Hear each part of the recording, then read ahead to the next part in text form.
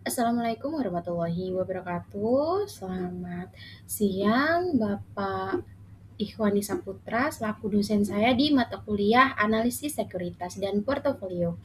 Perkenalkan, nama saya Trihandayani dari kelas AK 509 Akuntansi PJJ S1. Di sini saya akan mempresentasikan tugas saya tentang optimalisasi portofolio sederhana IHSG dan emas.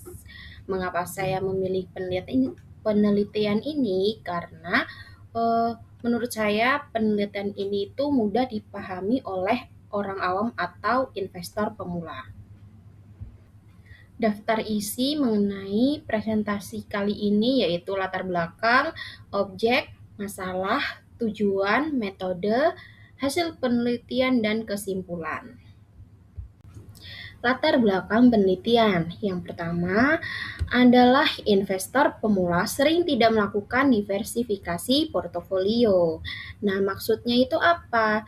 Diversifikasi portofolio itu adalah strategi menempatkan dana investasi ke berbagai jenis aset. Untuk tujuannya yaitu meminimalkan risiko secara keseluruhan.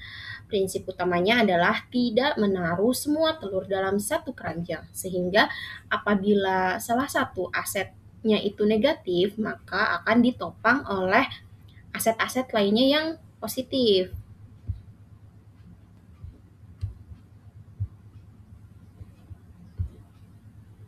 Yang kedua adalah IHSG memiliki potensi return tinggi namun beresiko, high risk, high return. Nah, IHSG itu sebagai representasi pasar saham Indonesia dikenal sebagai aset yang berisiko tinggi karena volatilitasnya yang dipengaruhi oleh berbagai faktor domestik dan global. Fluktuasi yang cepat ini menjadikannya kurang cocok bagi investor yang toleransi risiko yang rendah. Yang ketiga adalah emas dikenal sebagai aset safe haven.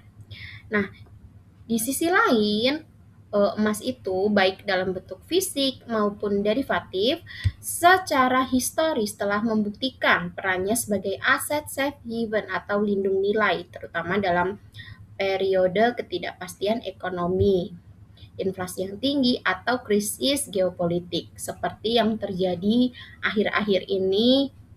Perang di luar negeri itu menyebabkan harga emas tinggi. Nah, emas memiliki kecenderungan untuk bergerak secara independen atau bahkan berlawanan arah dengan pasar saham, sehingga menjadikannya komponen ideal untuk penyeimbang portofolio yang didominasi oleh aset-aset beresiko tinggi seperti saham. Lalu yang keempat adalah diversifikasi diperlukan untuk mengoptimalkan risiko dan return.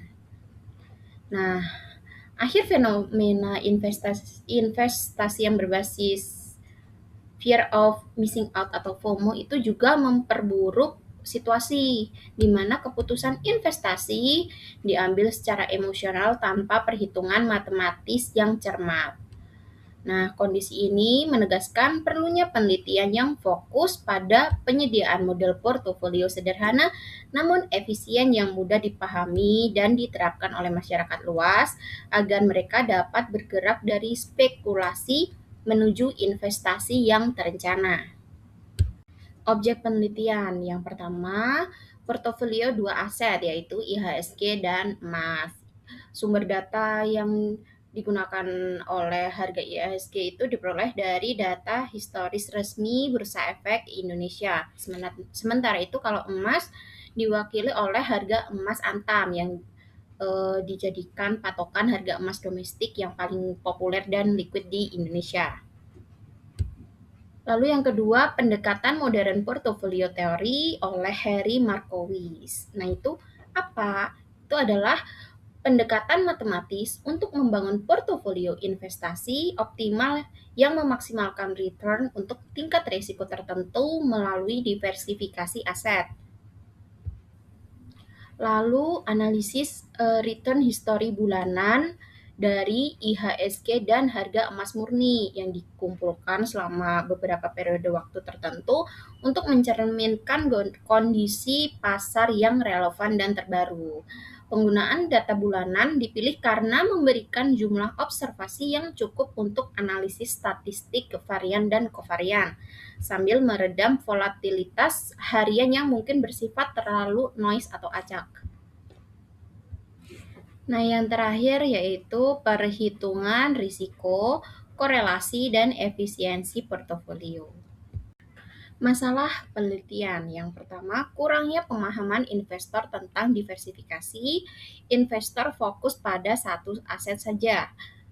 Bagaimana menentukan bobot optimal IHSG dan emas? Nah, yang terakhir, bagaimana meminimalkan risiko dengan kombinasi aset?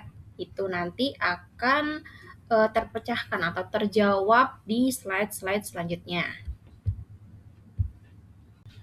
Tujuan penelitian yang pertama menentukan alokasi dana optimal antara IHSG dan emas. Yang kedua mengukur expected return dan risiko portofolio. Ketiga membuktikan manfaat diversifikasi dan yang keempat memberi panduan sederhana bagi investor pemula. Metode penelitian. Dalam penelitian ini digunakan metode kuantitatif deskriptif yang bertujuan untuk mendeskripsikan dan menganalisis secara mendalam karakteristik return dan risiko IHSG serta emas. Kemudian menghitung berbagai kemungkinan kombinasi portofolio yang dihasilkan oleh kedua aset tersebut. Lalu ada data return IHSG dan harga emas antang. Return rata-rata tahunan IHSG selama periode pada saat penelitian tersebut tercatat sebesar 10,5%. Sebuah angka yang menarik bagi investor yang mencari pertumbuhan modal yang agresif, namun disertai dengan simpangan baku atau risiko sebesar 21,5%. Nah, di sisi lain, kondisi data emas itu menunjukkan profil yang jauh lebih stabil dan defensif dibandingkan dengan IHSG. Dengan return rata-rata tahunan tercatat sebesar 6,2%. Nah, stabilitas ini tercermin dari tingkat risiko emas yang diukur dengan risiko hanya sebesar 11,8%, jauh lebih rendah dibandingkan dengan IHSG. Lalu yang ketiga itu perhitungan mean variance Markowitz. Nah, itu yang diformulasikan untuk menghitung expected return portfolio dan risiko portfolio untuk setiap bobot alokasi.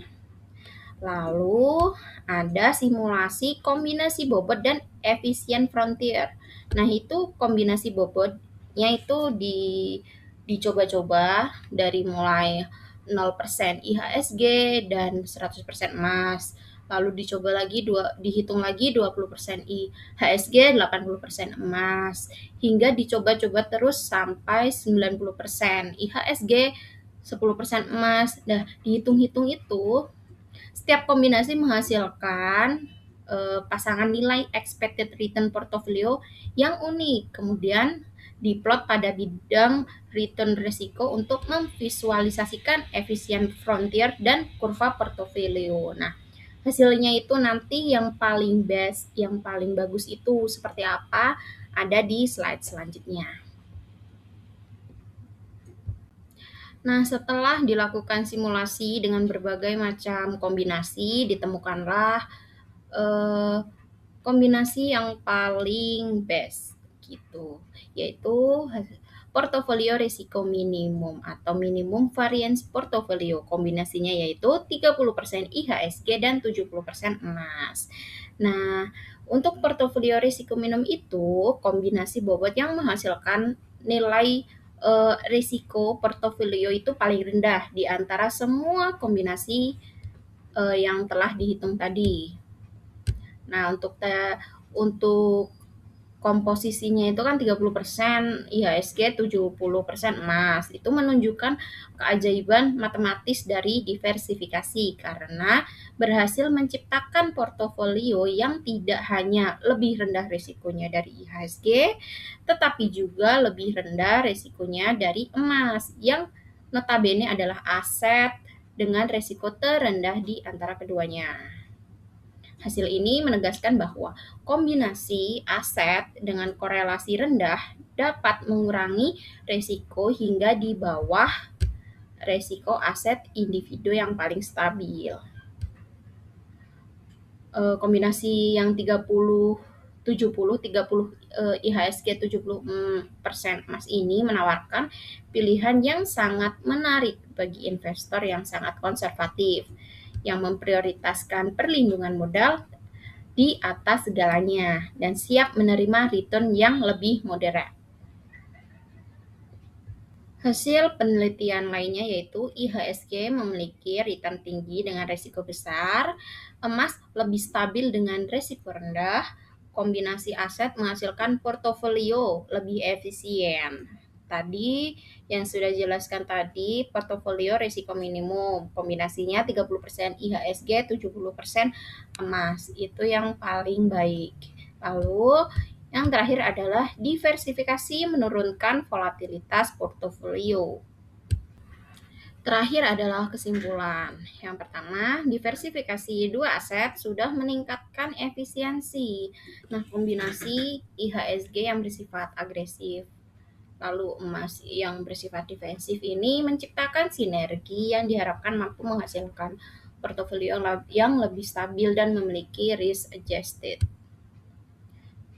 Lalu pentingnya diversifikasi ini sebagai strategi utama untuk mengurangi resiko investasi yang tidak dapat diabaikan sebab diversifikasi bekerja berdasarkan premis matematis bahwa resiko yang tidak sistematis dapat dieliminasi melalui kombinasi aset-aset yang memiliki korelasi rendah atau bahkan negatif. Nah, yang kedua adalah korelasi rendah IHSG dan emas mengurangi risiko. Lalu strategi sederhana tadi cocok untuk investor pemula. Dan yang terakhir, portofolio optimal.